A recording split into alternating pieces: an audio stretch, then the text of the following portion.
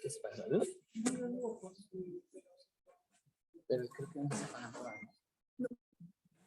¿Tienes por sección? ¿Hay por sección? ¿Pero se pueden apagar esas? Va, sí, sí, sí. Pero ¿cuál dejamos igual? Yo dije que me iba a dejar. ¿Yes? ¿Yeah? Así, para que se tome.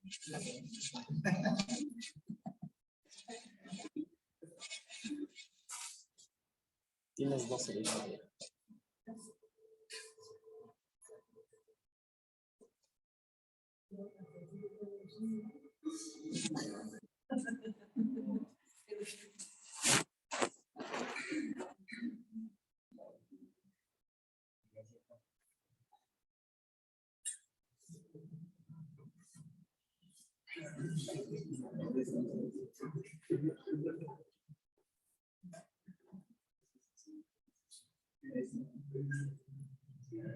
Oye, pero no podemos subir la pantalla.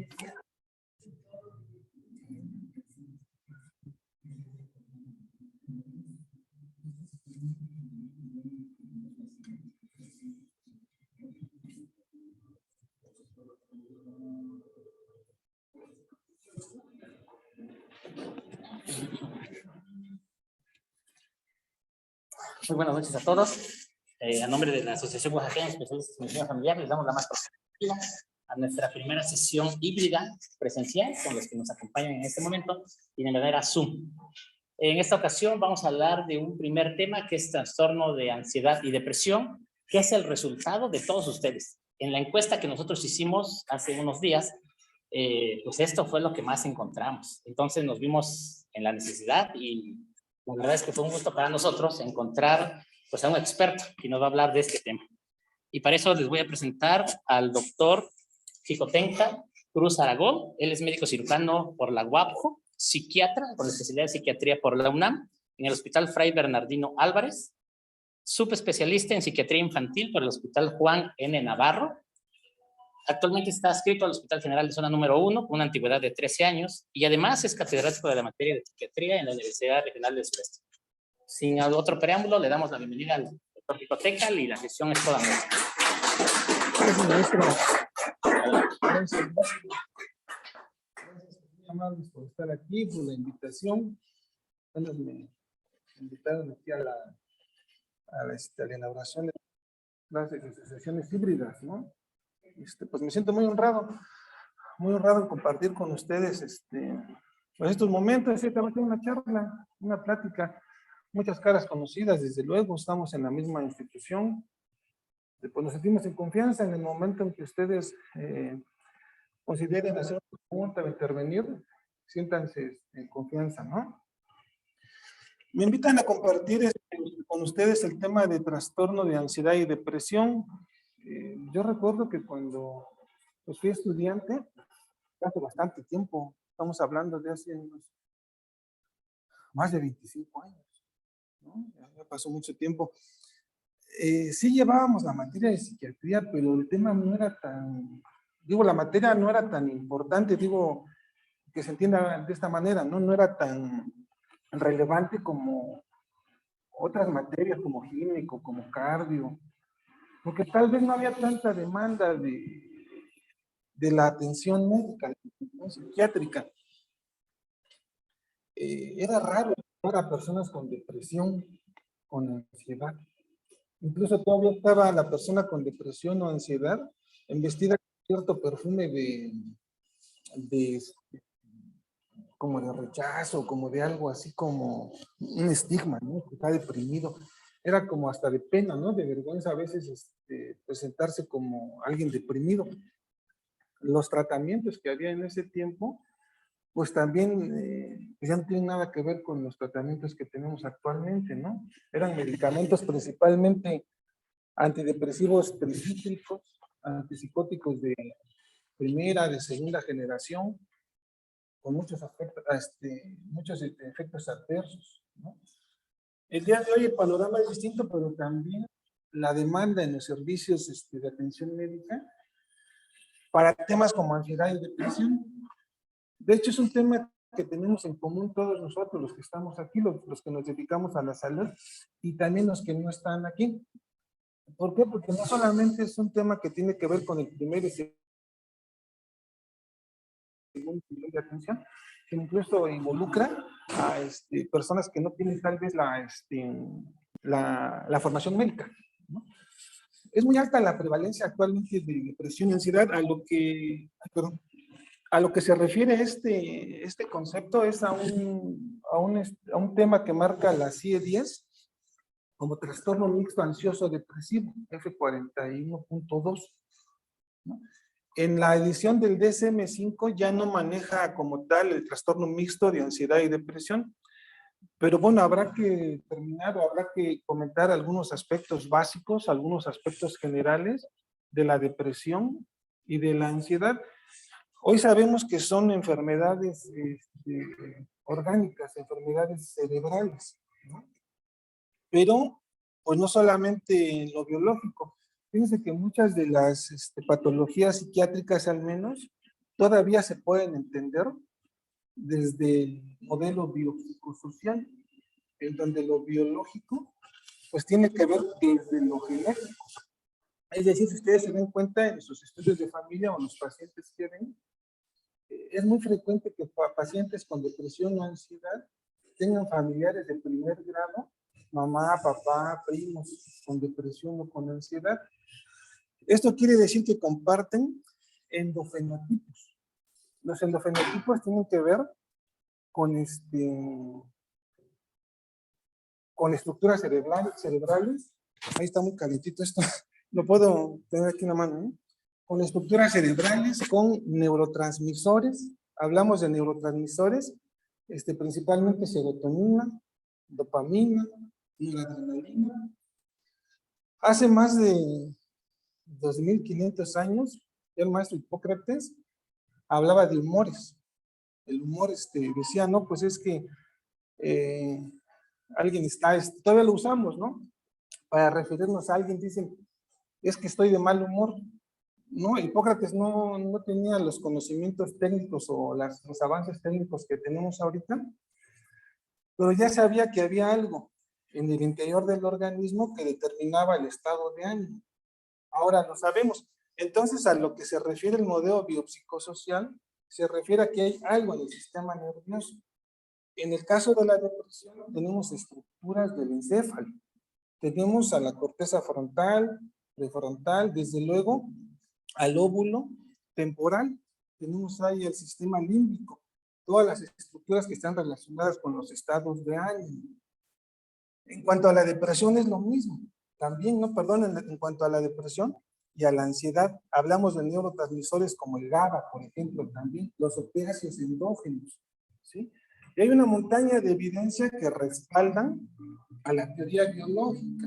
Los estudios en gemelos, en hermanos, en gemelos monocigóticos y disigóticos, gemelos criados en distintas casas, ¿no? Tienen una montaña ahí de evidencia, pero no solamente es esto, sino los tratamientos biológicos que tenemos actualmente, los medicamentos, han dado respuestas significativas en lo que tiene que ver con los tratamientos para la ansiedad y depresión. Vamos a comentar más adelante un poquito acerca de los tratamientos. Lo psicológico tiene que ver con todo lo que se vivió.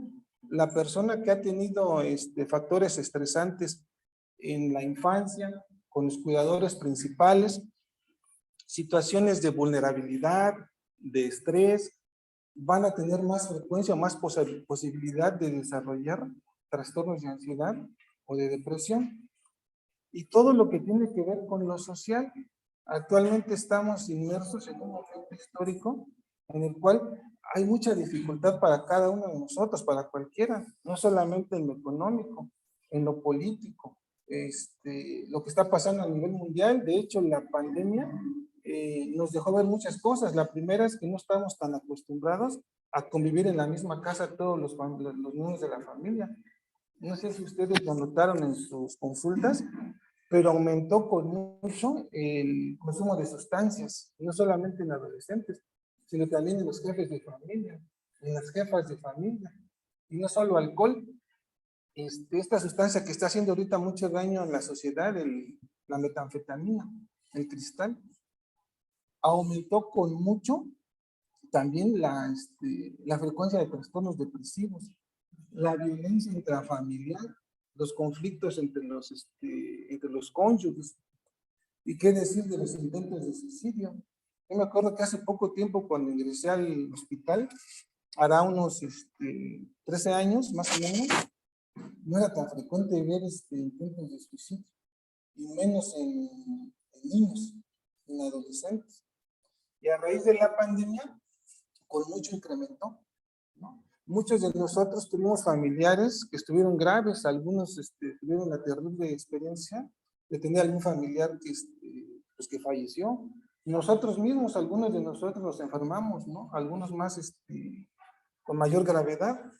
Todo esto, lo biopsicosocial, impactó en los trastornos de ansiedad y depresión. Entonces es muy frecuente que en la consulta de primer nivel y ahora en la de segundo nivel haya más demanda, ¿no? Antes teníamos hasta la diferencia de consulta a partir de que la generaba el médico familiar, de que generaba la solicitud de consulta, estaba en la misma semana. 2 o 3 días ya los teníamos ahí en el hospital en la consulta.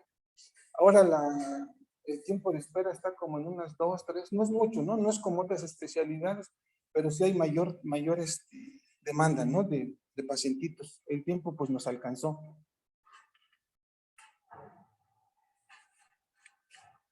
A ver. Aquí. Le damos a la siguiente.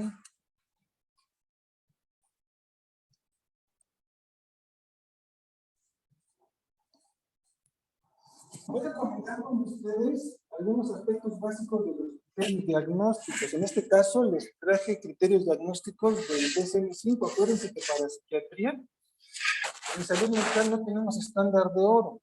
Es decir, no tenemos un estudio de laboratorio que nos muestre dónde está la depresión o dónde está la ansiedad. No tenemos un estudio de imagen, una punción, ¿no? Entonces nos basamos en los manuales diagnósticos. La psiquiatría es de las pocas especialidades médicas que aún sigue siendo fundamentalmente clínica. No sé si esto sea muy bueno o no tan bueno, porque eso quiere decir que no se ha avanzado tanto en el desarrollo de marcadores biológicos. Ustedes saben, ¿no?, que para hacer diagnóstico de cualquier otra enfermedad ya hay estándar de oro, los marcadores biológicos. No hablamos de lupus, de la infección por el COVID, de apendicitis, de lo que se les ocurra. En psiquiatría no tenemos todavía un estudio como tal que nos muestre la presencia, ausencia o la cantidad de enfermedad que tiene una persona. Entonces, actualmente tenemos 2 manuales vigentes, al menos pues en nuestro medio, en Occidente. El primero de ellos es la famosísima CIE-10, es la que usamos a nivel institucional y privado con fines legales.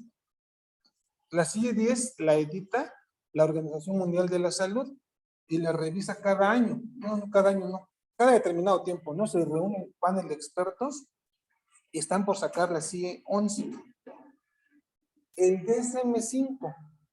El DSM-5 es el Manual Diagnóstico y Estadístico de las Enfermedades Mentales que edita cada determinado tiempo la Organización Psiquiátrica Americana. la Asociación Psiquiátrica Americana, la APA, ¿no?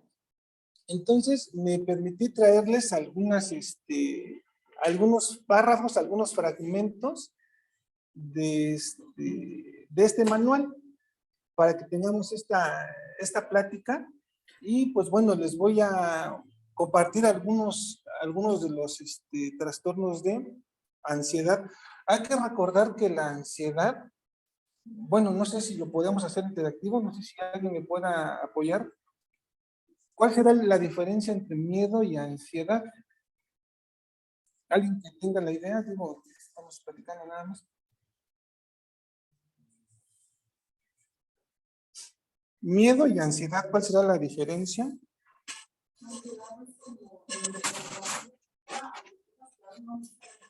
Ok, claro. Sí, sí, así es.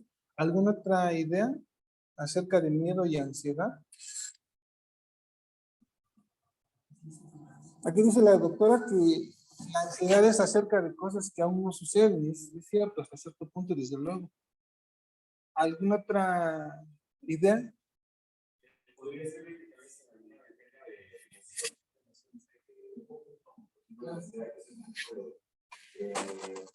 emociones, también como más Bien, claro. El miedo y la ansiedad difieren, pero los dos son una señal de alerta, una señal de peligro. Es decir, la persona dice, es que algo está pasando, algo va a pasar. Hay un riesgo para la integridad física. Miedo, todos hemos estado presentes en un temblor. En ese momento tememos por nuestra vida y la de nuestros familiares. El miedo es una señal entonces bien conocida. Es decir, en este momento me doy cuenta que está temblando, que se nos puede caer el edificio y podemos lastimarnos.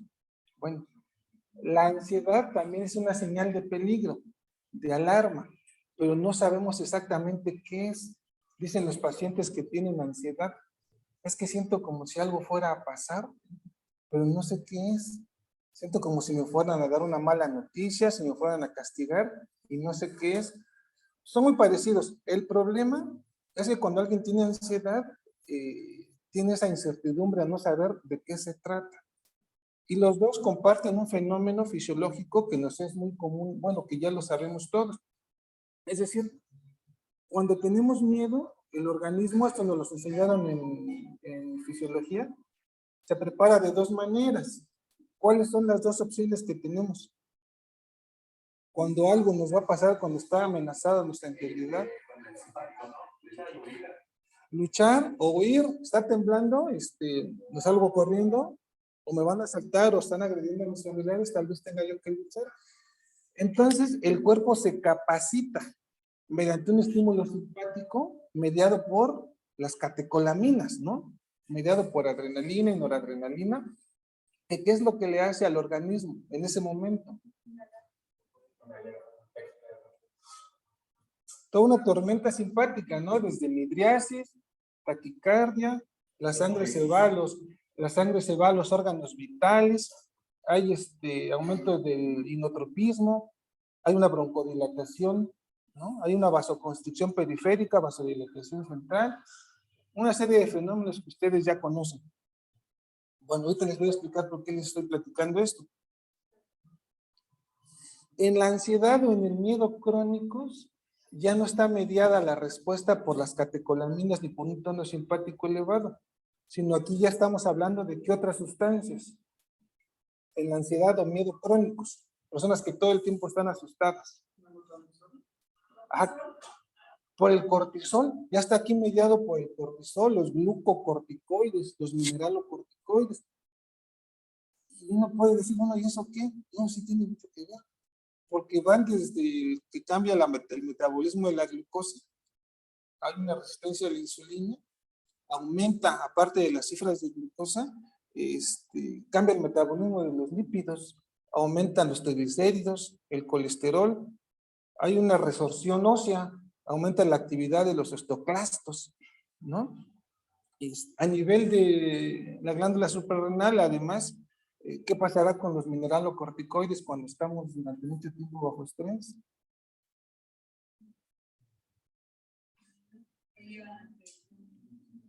interviene con el sistema del riñón, y angiotensina y la aldosterona, ¿no? Entonces, ¿esto a qué nos lleva? A hipertensión, a diabetes, a dislipidemias, a osteoporosis, aumenta la morbimortalidad por las enfermedades cardiovasculares, ¿no? Entonces, no es tan inofensiva la ansiedad después de todo a largo plazo, y sí tiene que ver con nosotros. Además, en el sistema nervioso central, hay una atrofia a nivel cortical, por eso es que está asociada a deterioro cognitivo y a nivel del hipocampo. Personas con ansiedad crónica tienen mayor incidencia de deterioro cognitivo, mediada por los receptores N-metildeaspartato del glutamato, ¿no? Entonces, no es tan inofensivo tener ansiedad y depresión. Esto lo comento, ¿por qué? Porque hay un grupo pues bastante nutrido ya de enfermedades del grupo de la ansiedad. De hecho, los trastornos por ansiedad son los más frecuentes en la población en general. La mayor parte de las personas que vemos en la consulta externa de psiquiatría tienen ansiedad o depresión, o ambos, ¿no? En cuanto al DSM-5 y la CIE-10, hubo una separación. Muchos de los trastornos de ansiedad que contempla la CIE-10 pasaron a ser un espectro aparte. Por ejemplo, el trastorno obsesivo-compulsivo en el DSM-5. Ahorita les voy a platicar con ustedes algunos de los trastornos más frecuentes que reconoce el DSM-5 de ansiedad. El primero, bueno, parecería que es un trastorno nada más de niños, pero no, se los traigo porque también ya se presenta o bueno, dicen los expertos de la Asociación Psiquiátrica Americana que también es ya de adultos. Es la ansiedad por separación. Y para esto, pues les voy a pedir que si alguien me apoya leyendo el criterio A, nada más hasta... Vamos a quitarle la... El criterio A, miedo o ansiedad excesiva e inapropiada para el nivel de desarrollo del individuo concerniente a su separación de aquellas personas por las que se siente apego, puesta de manifiesto por al menos 3 de las siguientes circunstancias. Hasta aquí entonces la ansiedad por separación, sé que en la ansiedad por separación es el temor a estar lejos de las personas de mayor apego. En el caso de los niños y adolescentes, pues son los papás. En el caso del adulto, pues la pareja o los hermanos, los que viven con, los que no tienen pareja, los que están solteros. ¿Quién nos apoya a leer 1 y 2? Malestar excesivo y recurrente cuando se prevé o se vive una separación del hogar o de la figura de mayor apego. 2.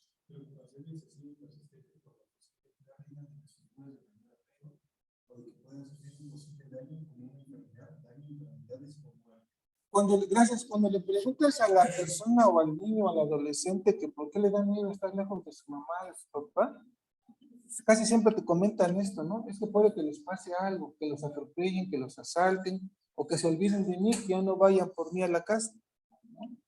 A la escuela, perdón, o al trabajo. 3 y 4, ¿quién nos apoya? Es preocupación excesiva y persistente por la posibilidad de que un acontecimiento adverso cause la separación de una figura de gran apego. 4. Resistencia a optar a salir de casa, a la escuela, al trabajo o a otro lugar por miedo a la separación. Gracias. Entonces, este desorden de ansiedad por separación sí llega a ser discapacitante porque los pacientitos difícilmente salen. Incluso en los pacientes adultos esto se confunde con agorafobia y hay muchos pacientes ya de edad adulta, por ejemplo, estudiantes de universidades o trabajadores que no pueden ir al trabajo o a la escuela si no los lleva a alguien, la esposa en este caso. Y sí se ha visto, ¿eh? No es tan raro. La que sigue, por fin. Una pregunta, decían que se confunde con la agorafobia, pero la agorafobia nada más se lleva a estar en clase.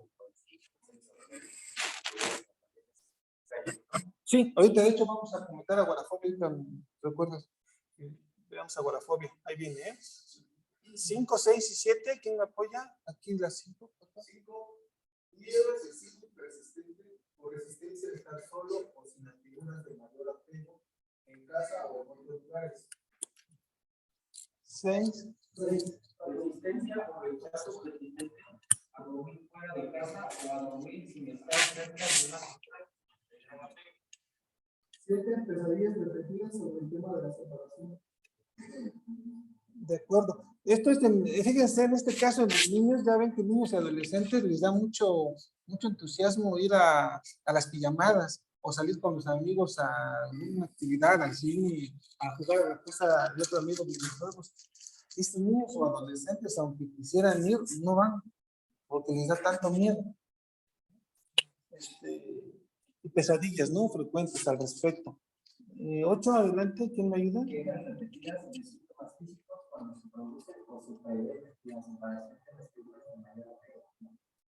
De acuerdo. Estos niños salen de la escuela o adolescentes, salen de la escuela el viernes, se la pasan a todo ver el sábado, el domingo en la tarde ya empiezan a sufrir porque prevén que ya van a ir a la escuela el lunes y desde la noche ya empiezan con dolor de estómago, náuseas, dolor de cabeza, y pues ya la empiezan a sufrir, ¿no? El punto de corte en cuanto a tiempo para la ansiedad por separación, tenemos que los adultos son 6 meses o más. 6 meses o más. En los niños y adolescentes es con 1 mes, pero que no se limite al mes de adaptación cuando entramos a clases, porque es frecuente, eso es normal, de que cuando entramos, los niños de kinder o de primaria empiezan a llorar porque no quieren entrar a la escuela, pero antes del mes ya se acostumbran, ya tienen amiguitos, ya les gusta ir, pues, ¿no? Y tenemos de que esto es suficientemente severo como para generar malestar o deterioro. Esta es la ansiedad por separación. ¿Nos queda claro este concepto de ansiedad por separación? Bueno, lo vamos a ver en niños, cuando lleguen adolescentes y les van a llegar tal vez adultos. ¿De acuerdo? La que sigue, por favor. El mutismo selectivo. Este mutismo selectivo en las ediciones pasadas del DSM-4 y en la CIE 10 estaba en los trastornos de inicio en la edad adulta, en la infancia o del neurodesarrollo. Los expertos lo colocan acá porque es la incapacidad del niño de hablar, aunque tiene íntegro el aparato fonatorio y que tiene relación con la ansiedad. ¿Alguien que me ayude con el criterio A? Criterio A. Fracaso constante para hablar en situaciones sociales específicas en las que existe expectativa por hablar a pesar de ser las otras situaciones. Este es el clásico niño que en la casa habla normal, habla con sus hermanos, con sus primos. El problema es cuando en la escuela tiene que hablar con personas extrañas. Ahí ya no puede hablar. Entonces, a eso se refiere el mutismo selectivo. Es tan intenso que incluso tiene problemas importantes en la escuela o no logra la competencia social, es decir, hacer amiguitos en la escuela, que es lo que tendría que lograr, ¿no? Además de lo académico. Y tenemos que durar al menos 1 mes. Hay que descartar que no sea un niñito que tiene una lengua materna distinta, ¿no? Personas que han emigrado, por ejemplo, o personas que vienen de comunidades donde no se habla el español, ¿no? Bueno, esto a grosso modo es el mutismo selectivo. ¿Sí nos queda claro el concepto? Mutismo selectivo ya está en el DSM-5 en los trastornos de ansiedad. ¿Ok? La que sigue, por favor. Las fobias. De todos los trastornos de ansiedad, las fobias son los trastornos más prevalentes. Y este término de fobia, pues es muy trivial, es muy cotidiano, pero vamos a ver qué es una fobia para que nosotros podamos decir con propiedad qué es, ¿no? ¿Podemos ver el criterio A, por favor? Sí. Criterio A. Miedo o ansiedad intensa por un objeto o situación específica. No es un miedo cualquiera, es un miedo intenso, ¿eh? A una situación que puede ser un elemento del ambiente, un animal o una situación como estar encerrado. Vamos a ver adelante. ¿Quién me apoya con B y C? El objeto o la situación fóbica casi siempre provoca miedo o ansiedad inmediata. El objeto o la situación fóbica se evita o resiste activamente con miedo o ansiedad intensiva. Muchas gracias. Muchas veces el miedo es tan intenso que genera crisis de ansiedad como taquicardia, falta de aire. Algunas personas hacen estímulos vasovagales y tienen síncopes, ¿no? Y no solamente con estar en presencia de la situación temida, sino únicamente con imaginarla. De los objetos o situaciones fóbicas más frecuentes son los miedos a los animales como a las arañas, las serpientes, estar encerrados, ¿no?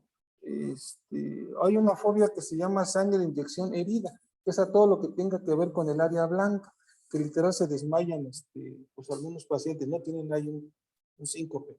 ¿Quién me apoya con DIE? El miedo o la ansiedad es desproporcionado al peligro real que plantea el objeto o situación específica y al contexto sociocultural. El miedo, la ansiedad o la evitación es persistente y dura típicamente 6 o más meses. Gracias. El concepto de 6 meses lo vamos a estar viendo mucho en los trastornos de ansiedad. ¿Por qué? Porque hay veces que vemos a un paciente y me ha tocado con mucha frecuencia que llega a la consulta el paciente y con síntomas de ansiedad y le pregunto, ¿y cuánto tiempo tiene así?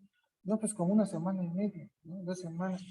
Entonces, ahí no estamos hablando todavía de un diagnóstico como tal de fobia, o de ansiedad, tenemos que tomar en cuenta los 6 meses o más. ¿A qué se refiere a que es desproporcionado? Es normal que todos tengamos miedo, por ejemplo, a las arañas, a las serpientes o a los perros, pero la persona que tiene fobia exagera con mucho el temor, es desproporcionado, a eso se refiere. Incluso cuando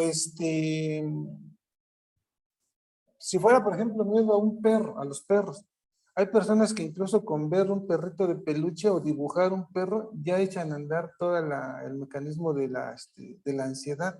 Ese es el concepto de fobia.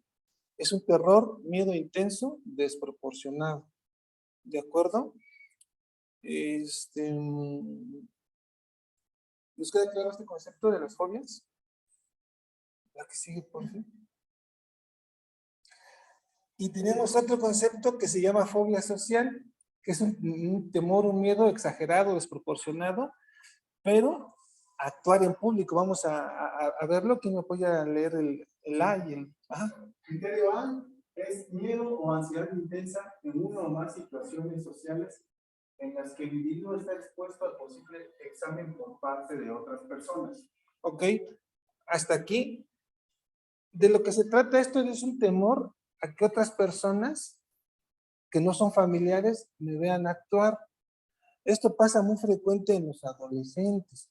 Son los niños que, por ejemplo, que en la secundaria no se atreven a hablar en público, a bailar, a contar una anécdota, a contar un chiste. Pero en la casa sí lo hacen. Con sus familiares, con sus hermanos, con sus primos que son conocidos, sí lo pueden hacer, ¿no? ¿Cuál es el núcleo de la fobia social o de la ansiedad social? Que lo califiquen mal. Es decir, no es que no lo hago porque se van a burlar de mí. Van a decir que no soy bueno, que me veo ridículo, que soy chistoso, y por eso no lo hacen, ¿no? Estas situaciones sociales, entonces, al paciente con la fobia social, lo limitan, también lo incapacitan. Es otra de las condiciones que generan mucho sufrimiento en los adolescentes, porque ellos sí quisieran tener amigos, o sea, sí quisieran tener novia, por ejemplo, y qué capaz de que vayan a bailar o salir con una chica, o hablarle a una chica, ¿no? O las jovencitas, dicen, no es que me va a hablar, mejor me voy, ¿no?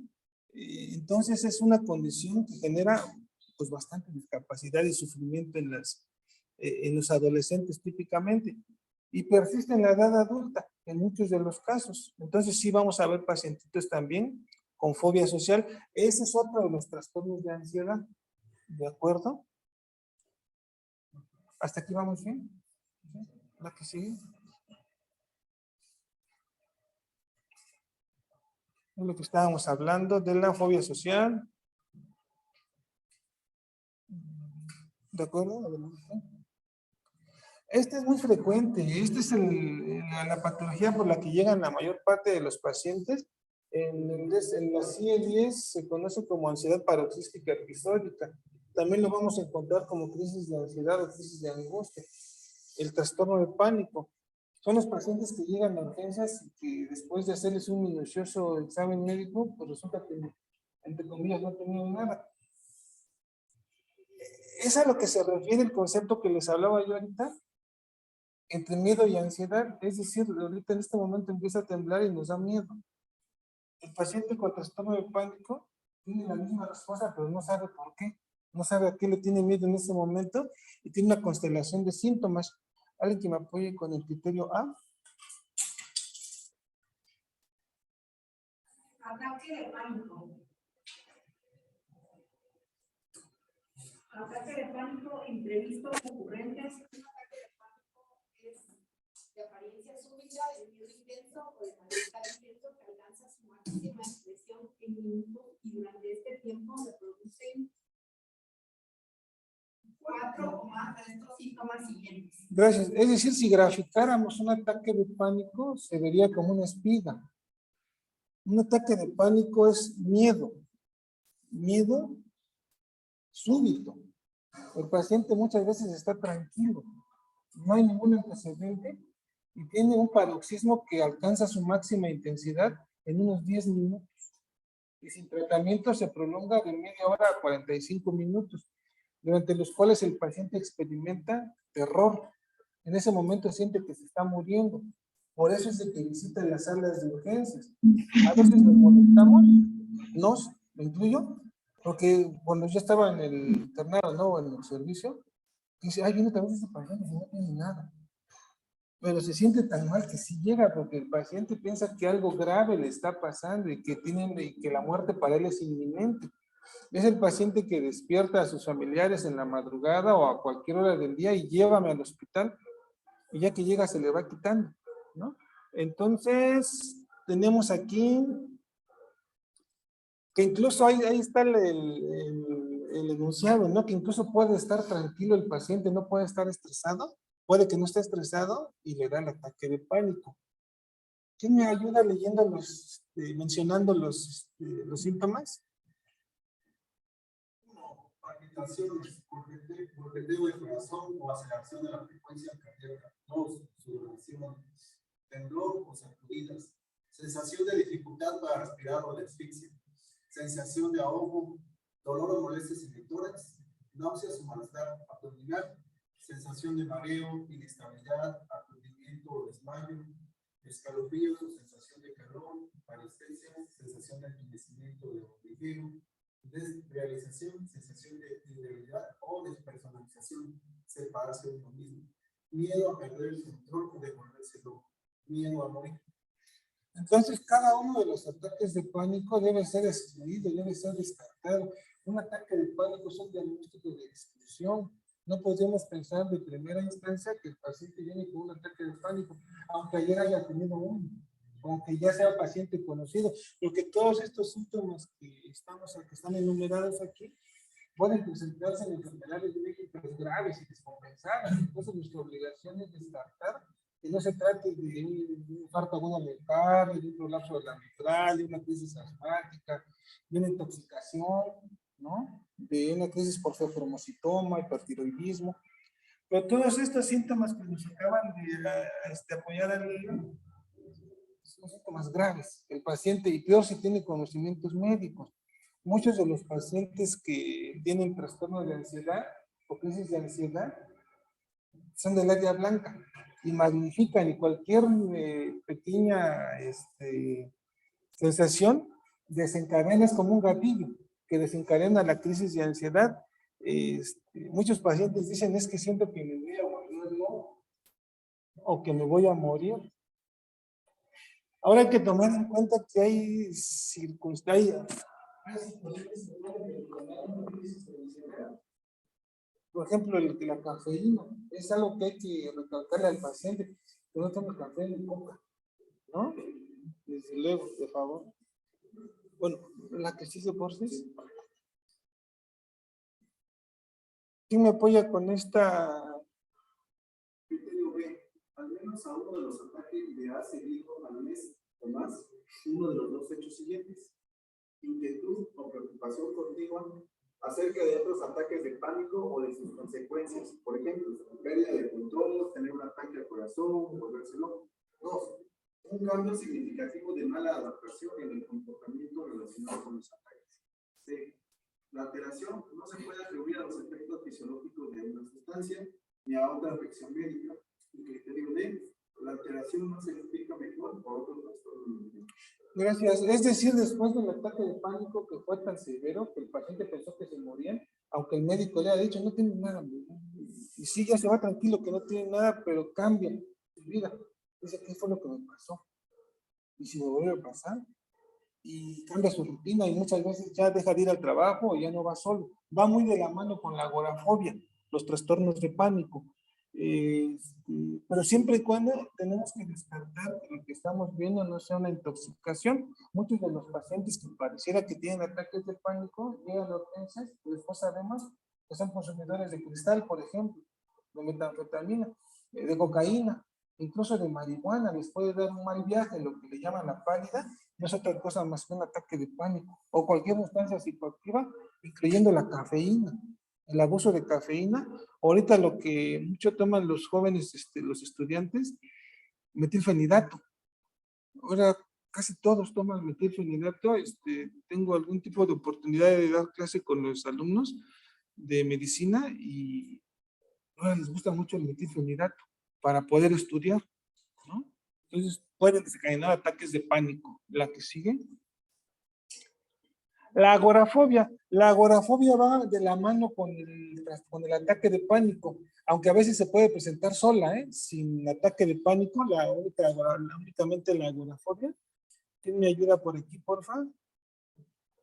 Miedo o ansiedad intensa afecta de 2 o más de los 5 situaciones siguientes. Uso de transporte público, estar en espacios abiertos, estar en sitios cerrados, hacer cola o estar en medio de una multitud, estar fuera de casa solo.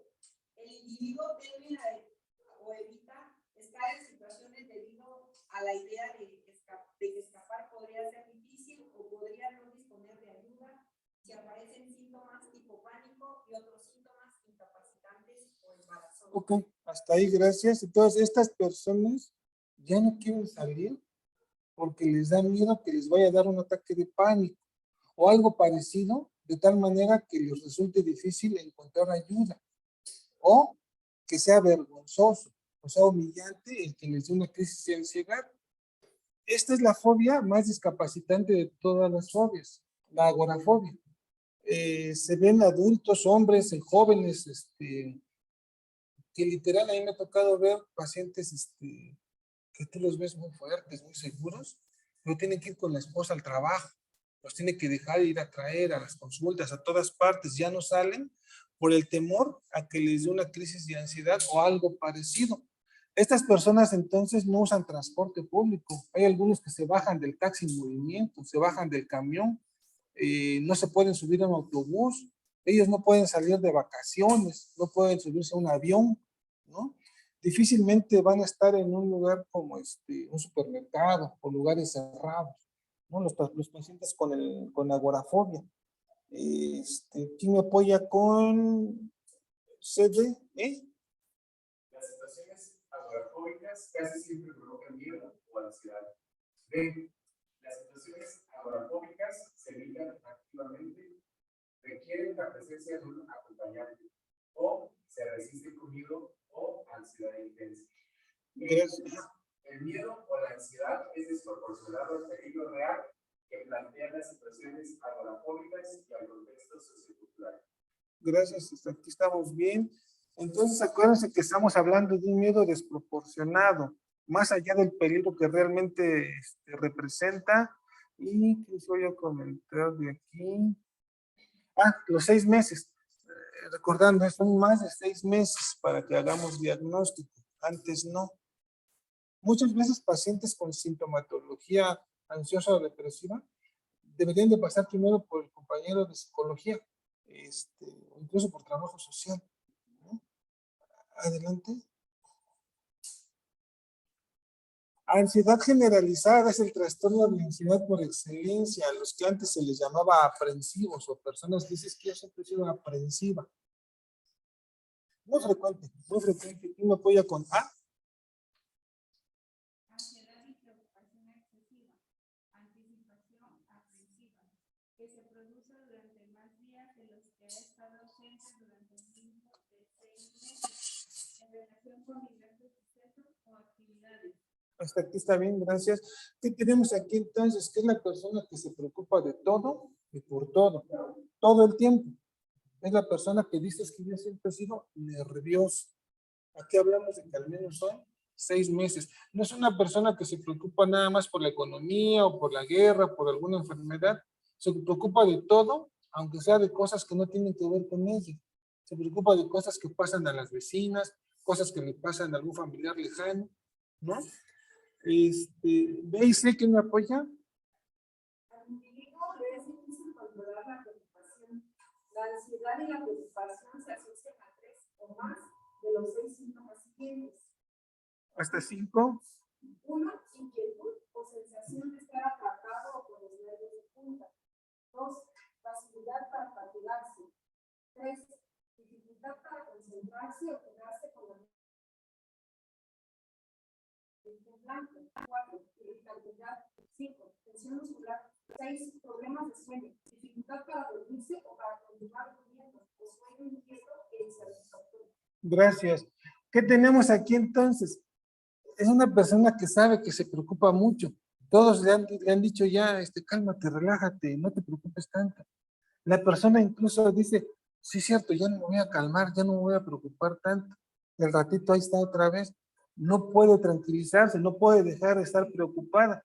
Y además de eso, de que todo el tiempo está preocupada o ansiosa, tiene síntomas, incluso síntomas físicos. Uno, pues ya sabemos, ¿no? El que todo el tiempo dices que tengo los nervios de punta o estoy estresado o estresada. Esta persona está gastando mucha energía en el estrés, en todo el tiempo estar preocupada, tensa de los músculos. Es en la que decíamos que ya está usando mucho cortisol, que todo el tiempo se cansa. La fatiga crónica es una de las causas de la ansiedad generalizada o ansiedad flotante.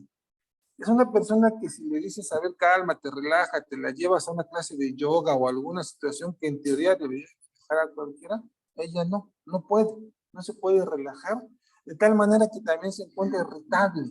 ¿Por qué? Porque muchas veces no duerme bien. Es una de las características de la ansiedad generalizada. Se acuesta y que en teoría ya debería de relajarse, es cuando más nerviosa se pone.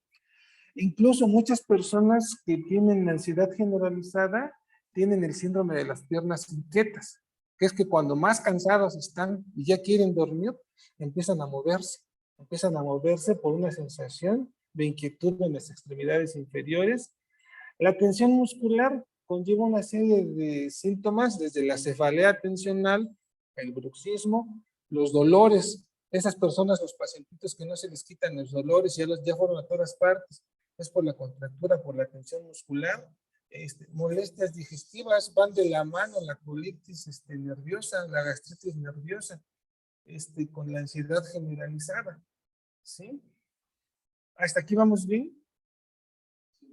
Hay que descartar efectos fisiológicos de alguna sustancia, ¿no? De otras enfermedades médicas, por ejemplo, el hipertiroidismo. Es muy frecuente que se confunda con la ansiedad generalizada, ¿no? Y desde luego personas que toman mucho café. A lo mejor no requieren ni terapia ni medicamento, nada más que le baje al café. ¿De acuerdo? La que sigue. Vamos a hablar rápidamente del episodio depresivo mayor. ¿Por qué? Porque el término depresión está muy utilizado ahorita y no todo es depresión. Digo, se vale que a veces nos sintamos tristes. Sí se vale que a veces por alguna situación de duelo tengamos estado de ánimo bajo. Sí. Pero eso no es depresión. Porque igual llegan a la consulta de psiquiatría a veces pacientitos que dicen, es que estoy deprimido. Ya les preguntas, bueno, ¿qué tiempo llevas así? No, pues unos 5 días y ya. No es depresión. Hay criterios, ¿no? ¿Quién me apoya con el criterio A? 5 más de los síntomas siguientes han estado presentes durante el mismo periodo de 2 semanas que representan el cambio de funcionamiento previo. Al menos uno de los síntomas es un estado de deprimido o 2 veces de placer. Listo. ¿Cuál tenemos aquí al menos 2 semanas, pero casi todo el día, casi todos los días. Después de 2 semanas, casi todo el día y todos los días, ya podemos hablar de que alguien tiene depresión. Entonces debe de tener 5 de los síntomas que vienen aquí abajo, pero uno de estos 5 síntomas debe de ser la tristeza, que todos sabemos que es tristeza, todos nos hemos sentido tristes, o la anedonia. La anedonia es la falta de capacidad para experimentar placer, gusto. Antes me gustaba ir a tal lugar, estar con tal persona, hacer tal actividad. A partir de que soy deprimido ya no me interesa nada. Esa es la anedonia. ¿Y quién me apoya con del 1 y 2? 1. Estado de ánimo deprimido la mayor parte del tiempo, casi todos los días, según se desprende de la información subjetiva o de la observación por parte de otras personas. 2. Disminución importante del interés o el placer por todas o casi todas las actividades la mayor parte del día, casi todos los días. Ok, es de las que hablábamos. 3, 4 y 5, ¿quién me apoya por ahí? Pérdida importante de peso sin hacer dieta o aumento de peso, por ejemplo, modificación de más del 5% del peso corporal en un mes o disminución o aumento del apetito casi todos los días. 4. Insomnio o hipersomnia casi todos los días. 5. Agitación o retraso psicomotor casi todos los días. Listo, hasta aquí. Entonces, ¿qué tenemos? Hay un tipo de depresión que se llama depresión melancólica. Es una depresión muy grave, en la cual hay pérdida de peso. Y hay otra depresión que se llama depresión atípica. No es tan grave, en la cual hay aumento de peso. El melancólico no quiere comer, el atípico come en exceso, ¿no? No todo el depresivo está todo el tiempo durmiendo. Por ejemplo, el melancólico se despierta temprano. El atípico sí está todo el tiempo durmiendo, ¿no? La que sigue, por fin. ¿Quién me apoya con hasta el 9? Fatiga o pérdida de energía casi todos los días. 7. Sentimiento de inmovilidad o culpabilidad excesiva o inapropiada casi todos los días. 8. Disminución de la capacidad para pensar o concentrarse o para tomar decisiones casi todos los días. Y 9. Pensamientos delincuentes recurrentes, ideas suicidas recurrentes sin un plan determinado, intento de suicidio o un plan específico para llevarlo a cabo. Gracias. El número 7, muchas veces llega a ser delirante. Hay personas con depresión que llegan a tener alucinaciones o ideas delirantes. No todas las alucinaciones son de la esquizofrenia. Muchas personas con depresiones graves desarrollan alucinaciones o ideas delirantes que tienen que ver con culpa. Por mí pasa todo lo malo, todo estaría mejor si no estuviera yo aquí. El mundo es un lugar terrible y pues ya me quiero ir, ¿no? No sé si se enteraron de una persona, un hombre que mató a sus 2 hijas con una navaja y luego se intentó lastimar. Está ahorita en el hospital, allá está en el HGZ. Es un grado de depresión severísima, o sea, así se ve también la depresión. No es algo tan sencillo como decir me siento depre o me siento triste. Hasta ahí puede llevar la depresión, o sea, no es tanto como, no es tan trivial, pues, ¿no? Sí, sí tiene consecuencias en algunos casos. Por eso es que a cada paciente con trastornos del estado de ánimo, a cada paciente que veamos con síntomas psiquiátricos, le tenemos que preguntar directamente sobre ideas de muerte, de suicidio o de homicidio. Llega la mamá, que el esposo se fue, tiene 2, 3 hijos y dice, me voy a suicidar, pero me llevo a mis hijitos porque ¿quién nos va a atender? Este señor que está ahorita hospitalizado, se le murió la esposa hace como 1 año, creo. Y empezó a estar en depresión y 2 hijas, ¿no? Una de 17 y una de 19.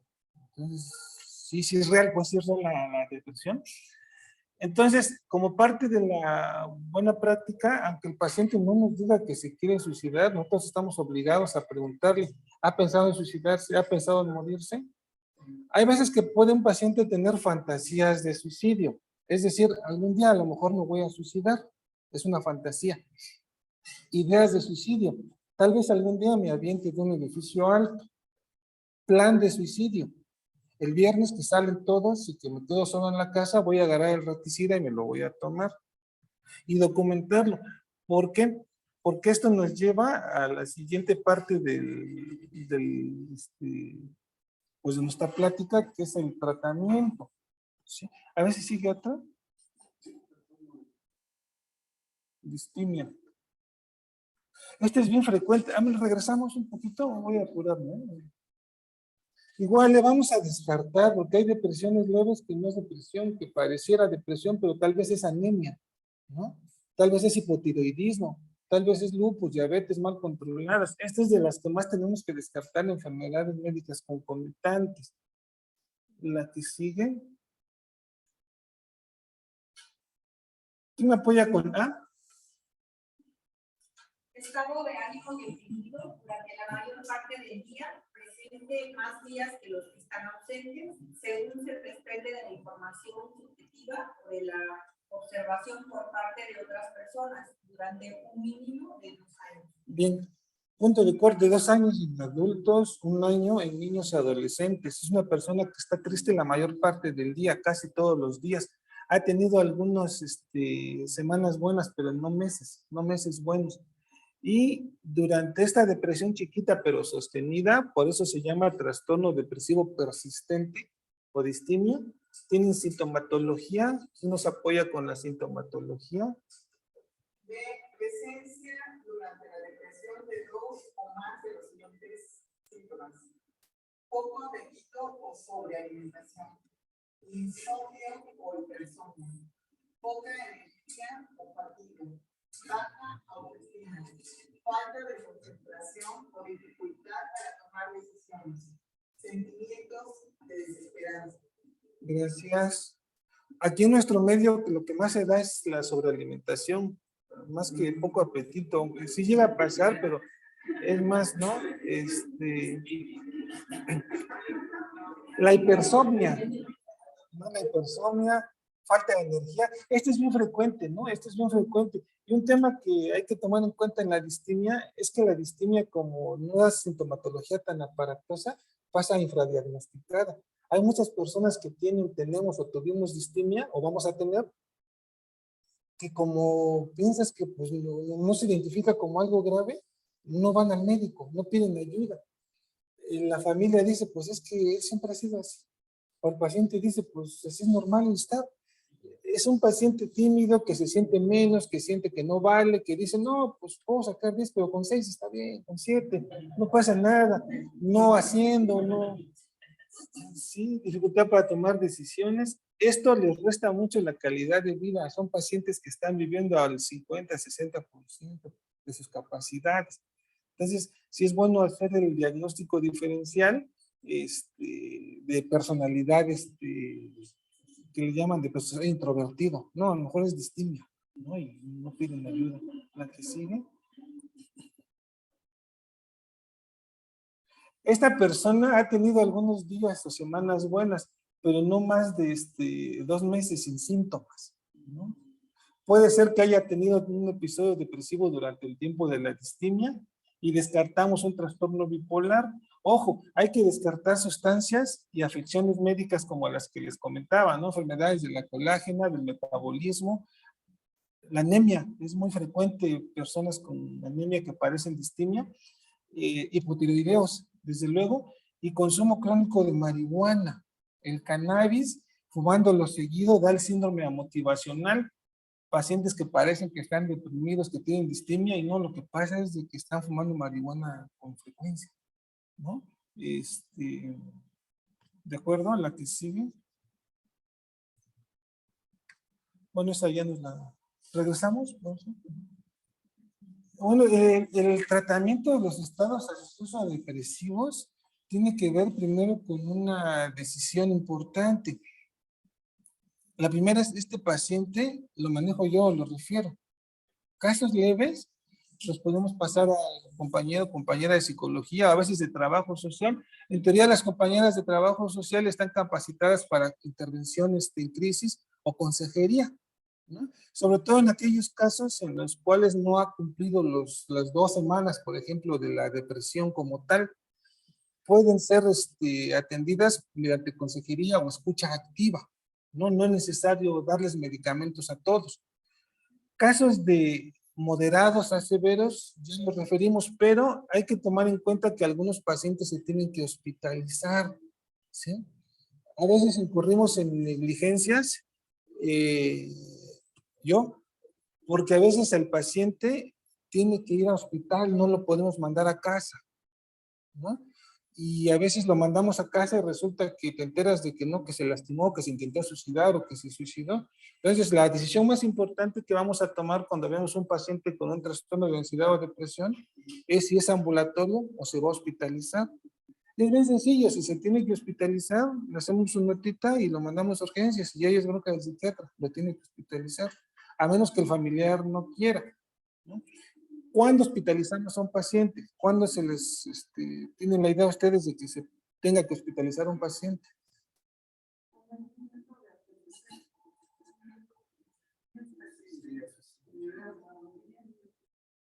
Cuando está en riesgo su integridad física, cuando el paciente dice me voy a suicidar o voy a llevarme a mis hijos conmigo, o no tiene una red de apoyo familiar, hay viejitas, ancianitos, adultos mayores, que están abandonados ya por los hijos, o niños que están vulnerables porque tienen abandono también, adolescentes.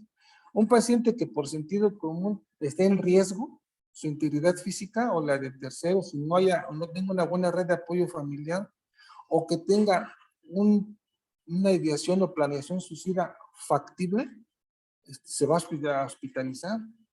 Ahora, los hombres casi no hablamos de los problemas. Acuérdense que en México al menos se nos ha enseñado a que somos machos, no aguantarnos, a que solo las viejas lloran, ¿no? Dicen, no, usted no chilla, aguantes. Pero lo que pasa es de que el hombre se suicida como unas 3 o 4 veces más que la mujer. La mujer llora y dice y ayúdame y todo, pero sus intentos de suicidio cuando los tienen no son tan letales. El de nosotros los hombres sí. La mujer agarra y se corta o se toma algunas pastillas. El hombre se da el balazo en la cabeza o se cuelga. Entonces, ustedes ven cualquier estadística, sí, la mujer tiene más intentos de suicidio, pero el hombre con mucho la supera en cuanto a que lo consuma, ¿no? Sí lo llega a hacer. Entonces va a ser una de nuestra primera intervención, va a ser decidir si este paciente se va a su casa o se va a hospitalización. Bueno, la segunda, el tratamiento. Pues los tratamientos, acuérdense que estamos hablando, al menos en salud mental, de que ninguna modalidad es suficiente. Es un trabajo multidisciplinario, en equipo. En teoría, eso es lo deseable, que tengamos un trabajador social, especialista en salud mental, que nos apoye. Otra situación, cuando vamos a mandar a un paciente al segundo nivel de la psiquiatría, no debe ir solo, porque muchas veces llegan solos con las ideas de suicidio, con las alucinaciones de mátate y todo esto, y ahora ¿cómo le hago? La trabajadora social tal vez diga no me toca, y necesitamos a alguien que sí nos resuelva. Entonces es importante que llegue con su familiar, ¿no? Les comentaba entonces que ningún tratamiento, ninguna pastilla, ningún medicamento es efectivo por sí mismo. Tiene que ayudarnos la trabajadora social, el psicólogo, la compañera psicóloga nos tiene que ayudar también. Para el tratamiento de los estados de ansiedad, por ejemplo, del trastorno de pánico, son maravillosas las benzodiazepinas. Maravillosas. En un ratito, en las gotitas de clonazepam o alprazolam, o si no hay, un poquito de azepam, omidas, pero en casos muy puntuales, nos quitan rápido la crisis de ansiedad.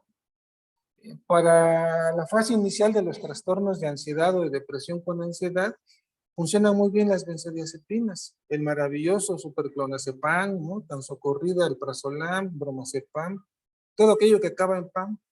Pero, ojo, no se lo debemos de dar más de un mes al paciente. Tenemos pacientes en la consulta cautivos a las benzodiazepinas.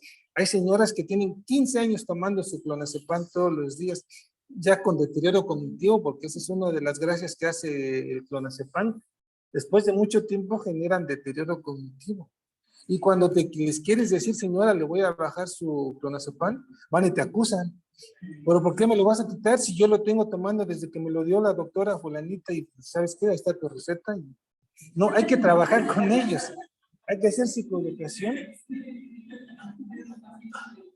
Sí, son pacientes que además de tener ansiedad o depresión, ya desarrollaron dependencia a clonazepam o a benzodiazepinas.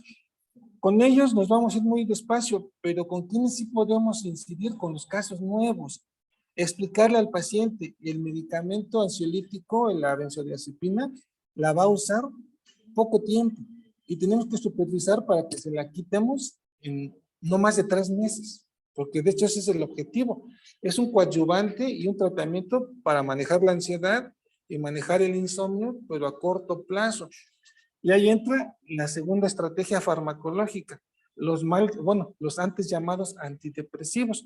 Preferimos llamarlos inhibidores de recaptura de serotonina o de serotonina y noradrenalina como los antidepresivos duales. ¿Cuáles? Pues todos los que conocemos ya en nuestras unidades: fluoxetina, sertralina, paroxetina, citalopram, escitalopram, fluvoxamina.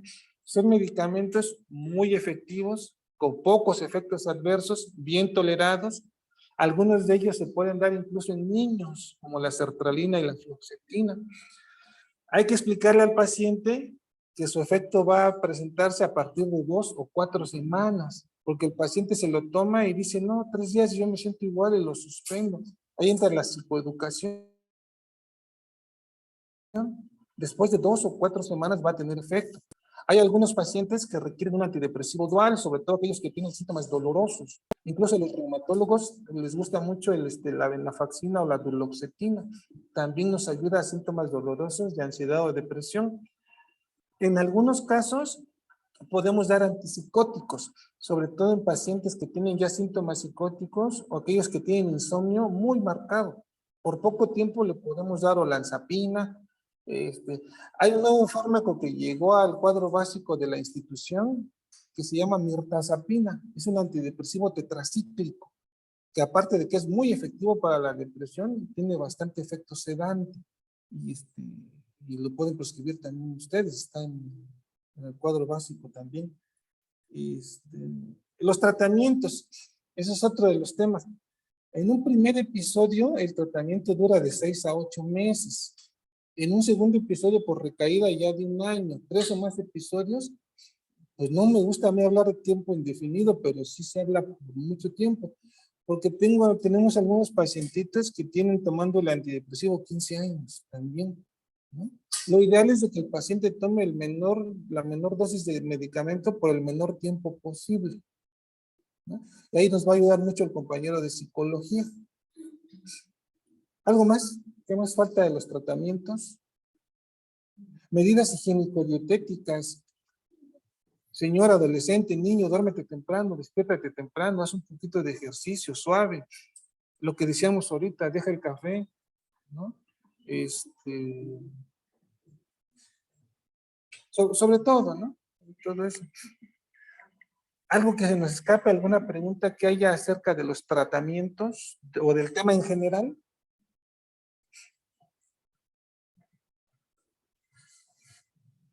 Que nos extendimos bastante.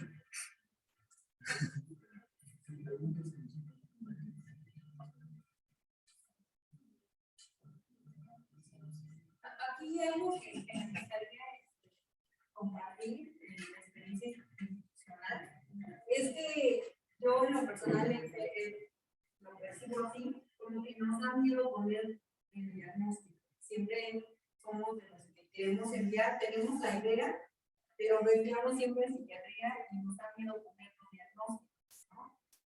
Pues ahorita usted ya nos hizo todo muy digerible y muy fácil, pero sí siempre también nos queda la parte de tenemos que mandarlo con el psiquiatra para que valide lo que nosotros, muchas veces los tratamientos,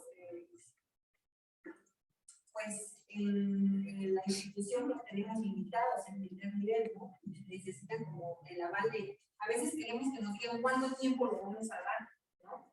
Claro. Porque pues no somos expertos, tenemos el conocimiento, pero sí como que nos falta la experticia, ¿no? Por eso ahora que de repente sí le referimos mucho a los pacientes, porque me ha tocado, y otra de las cosas que he percibido es que les da miedo dar incapacidad o esos trastornos. Porque, o sea, lo veo en la nota, ponen en la nota, la paciente tiene 15 días que no se presenta a trabajar porque tiene miedo salir a la calle, o sea, ponen todo, pero no ponen el diagnóstico, no le dan incapacidad.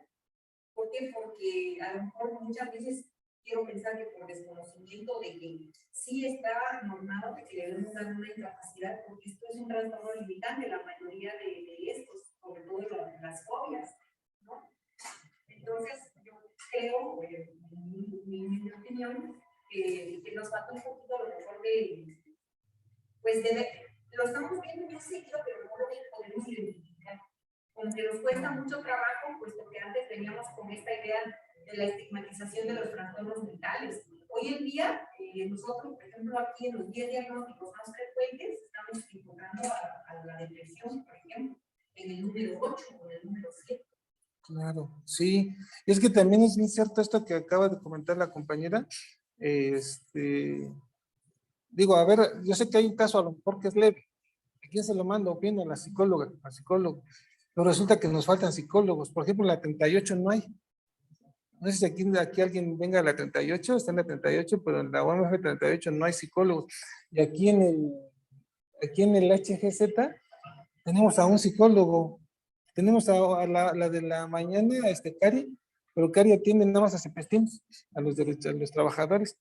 Y el amigo José, buenísimo, oye, pero no puede atender a todos los pacientes, tiene su agenda hasta dentro de 3 meses, y la cita a los pacientes tienen para 3 meses, o sea, pues no, lo conducente sería una vez a la semana, y los está viendo cuando vienes van en 3 meses. Y en el tema de las incapacidades, sí se amerita, pero aquí les comento lo que platicábamos cuando empezó la sesión. No tenemos un estándar de oro. Es decir, si tengo aquí los leucos, pues usted tiene fiebre, aquí está la imagen en vidrio despulido, sí, vamos, tienes tantos días de incapacidad. Pero en psiquiatría muchas veces uno actúa de buena fe y hemos tenido una serie de problemas los psiquiatras al menos, porque hay veces que llega el paciente, le das incapacidad, muchas veces son trabajadores, y luego te echa bronca a su jefe o te mandan llamar, oye, ¿por qué le diste incapacidad? Y mira, estaba ahí, está, no sé, y no está mal. Oye, pues es que pues él me dijo que se sentía mal.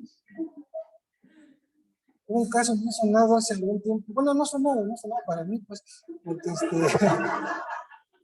me mandó a llamar un gran directivo y pues así me dio una super regañada, casi me acusan de cómplice de un compañero que se le dio incapacidad y había cometido una falta ahí administrativa y no sé qué cosa más feo hizo. Pero el paciente llegó con su esposa y la esposa, sí, doctor, está mal. Y yo, pues, oye, tú actúas de buena fe. Entonces, ahí es el tema que en cuanto a salud mental, como no tenemos ese estándar de oro, sí estamos muy desprotegidos a la hora de dar incapacidad, pero de que la requieren los casos que genuinamente tienen el desorden, pues claro, ¿no? Así es. Maestro. Tengo una pregunta aquí del doctor José Pablo que dice algún tratamiento para el estrés de benzodiazepinas. Sí, sí, claro. En cuanto a las benzodiazepinas, para irlas retirando, necesitamos cambiar a una de vida media primero más larga. Es decir, muchos pacientes, por ejemplo, hacen adicción a dependencia muy rápido al triazolam, el Alción, que se los dan, es de vida media ultra corta. O hay algunos que toman flunitrazepam. Entonces vamos a dar uno de vida media más larga. El clonazepam es buenísimo porque su vida media es bastante larga, o el diazepam.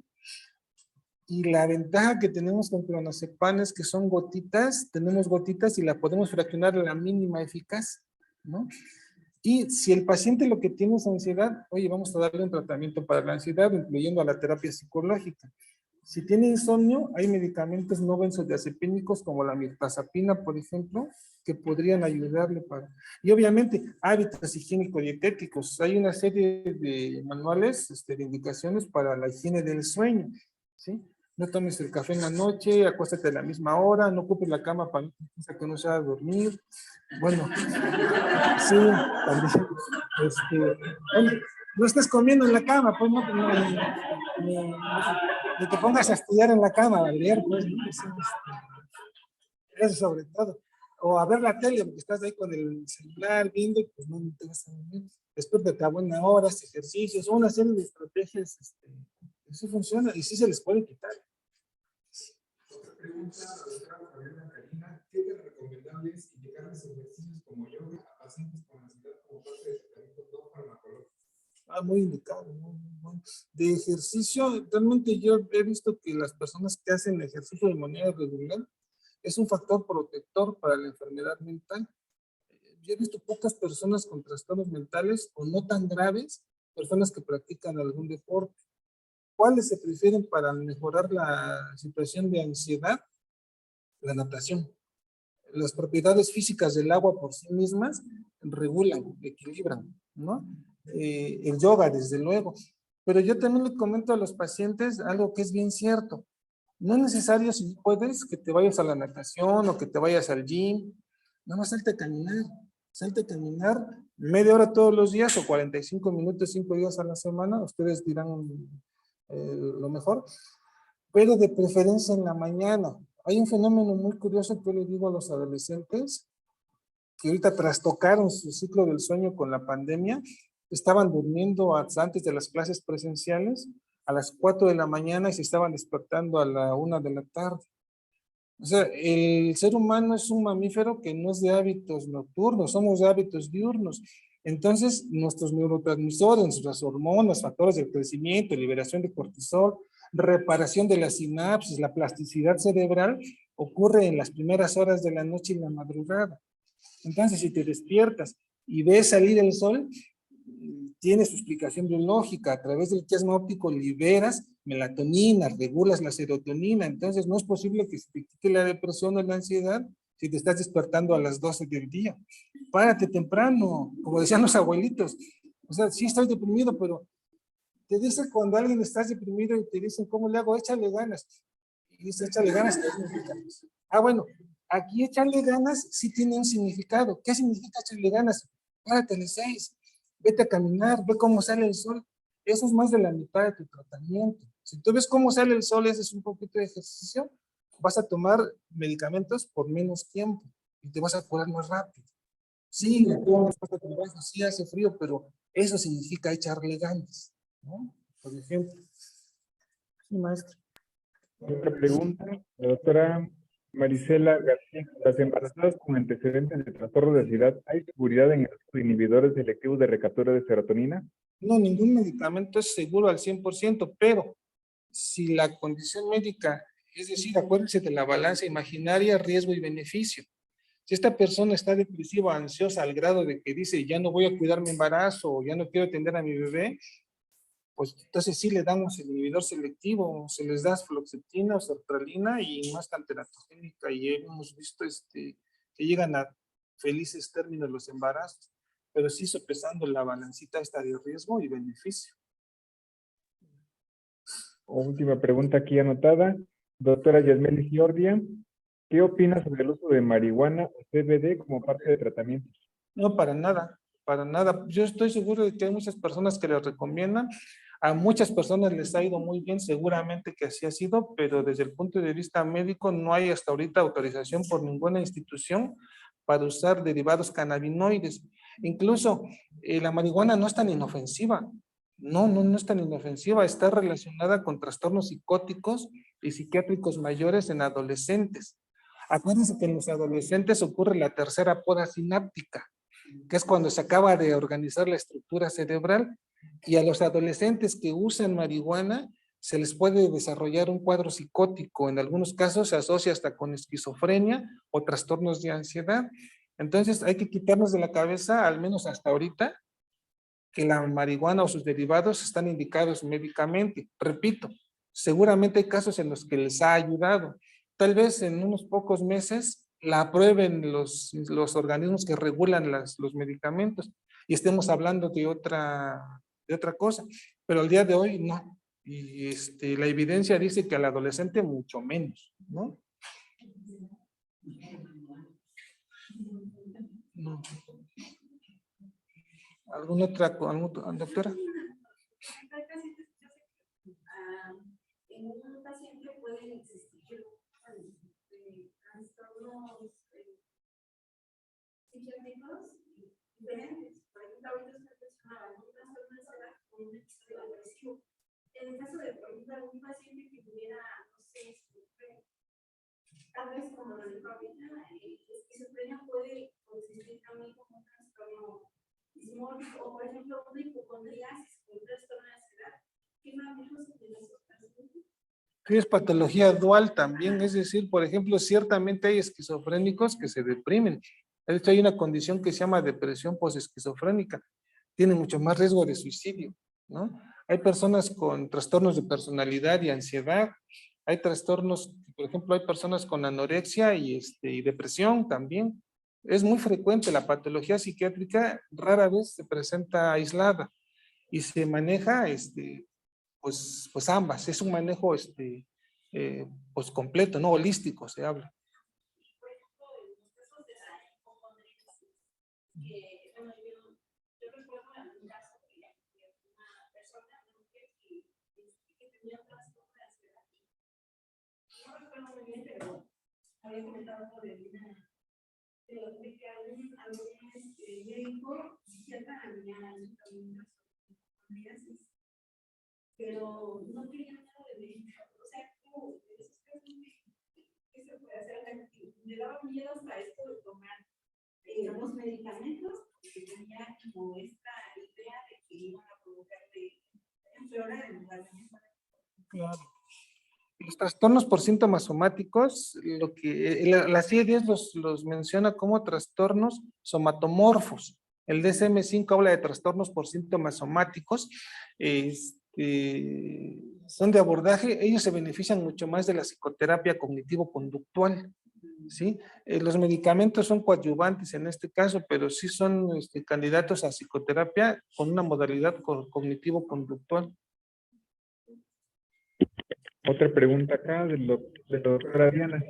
¿Qué recomendaciones podría dar usted a familiares de pacientes que sufren este tipo de padecimientos? ¿Es factible darle tratamiento psicológico a ellos? Sí, de hecho hay una modalidad que es la psicoterapia o la terapia familiar. Ahí es donde mucho nos ayuda la trabajadora social psiquiátrica. El tener un paciente con enfermedad mental es una situación difícil para cualquier familia. Hay un concepto que se llama psicoeducación. En la medida de que el familiar esté enterado de la naturaleza de la enfermedad del paciente y de cómo ayudarlo, mejora mucho el pronóstico. ¿Por qué? Porque es muy frecuente que papá o mamá o abuelito luego empiecen a decir, no, ese chamaco no tiene nada, se está haciendo, lo que pasa es que es flojo. No, en mis tiempos mejoraría con una chinga y ya con eso se le quitaba. Y yo no digo que en algunos casos no se aplique, yo creo que en algunos casos puede ser. Pero si volvemos a los familiares aliados del tratamiento, le va a ir mucho mejor al paciente. Entonces sí es buena la idea de la psicoeducación, más que consejo al paciente o al familiar, perdón, es la psicoeducación. Muchas veces el paciente cuando se entera de que el familiar cuando se entera de que el paciente tiene una enfermedad cerebral que es susceptible de ser tratada y que él como familiar puede formar parte de la estrategia terapéutica, mejora con mucho el pronóstico. Esa sería la respuesta, la psicoeducación al familiar. Tengo otra pregunta, de la doctora Fabiola Karina. En los pacientes con esquizofrenia y maltrato animal, muerte, por referirlos ajenos al hogar, sin agresión personal, ¿significa falla en el tratamiento? Pues sí, desde luego. Sí, porque cualquier agresión, sea ser humano, animal, es un fracaso al tratamiento.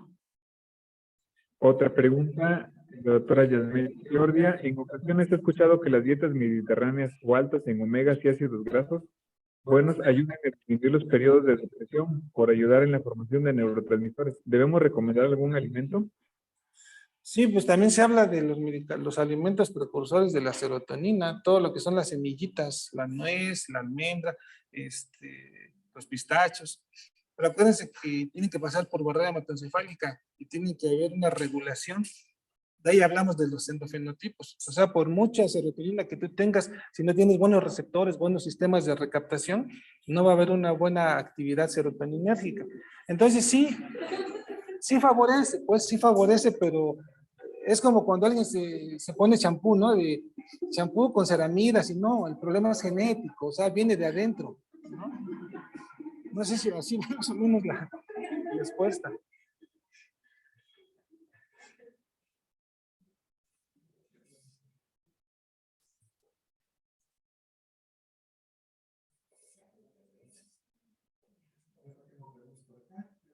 Listo. Esto pues les agradezco mucho, compañeros, el espacio. Me siento muy agradecido. Pues nos seguimos viendo.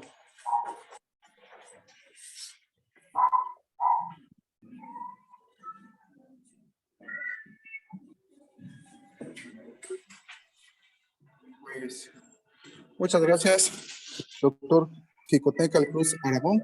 A nombre de nuestra Sociedad Oaxaqueña de Especialistas en Medicina Familiar, le damos nuestro profundo agradecimiento.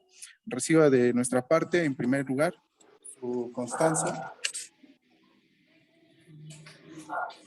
Y un pequeño...